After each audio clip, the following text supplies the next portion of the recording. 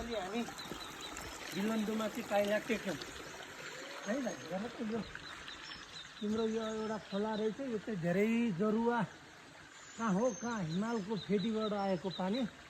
कति राम्रो पानी छ पहाडको। हेर यहाँ ओहो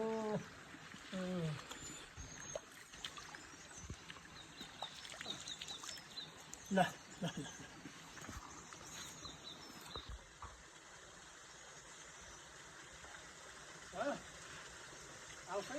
ल ल ल ल ल ल ल ल ल ल ल कान्छो मुखियाको छोरोले नागो हे नागो भन्नु। फाइनली हामी बिलन्दुमा चाहिँ प्रवेश गऱ्यौँ। चारैतिर देख्न सक्नुहुनेछ कोदै कोदो फलेको यो डाँडा काँडा जताततै कोदै कोदो छ।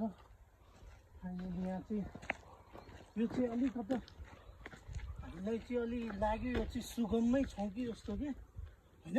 डाँडा काँडा पनि नभएको समतल समतल एकदम राम्रो भूभाग। अब गाउँ पनि बस्ती एकदमै बाक्लो बस्ती एकदमै रमाइलो लागिरहेको छ। ल यसो हामी चाहिँ बिलन्दुमा प्रवेश गरेका छौँ अहिले।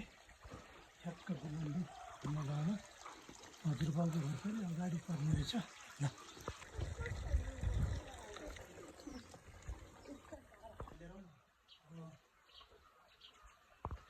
गाउँ बस्ती देखाऊ अनि बन्द गर्नु।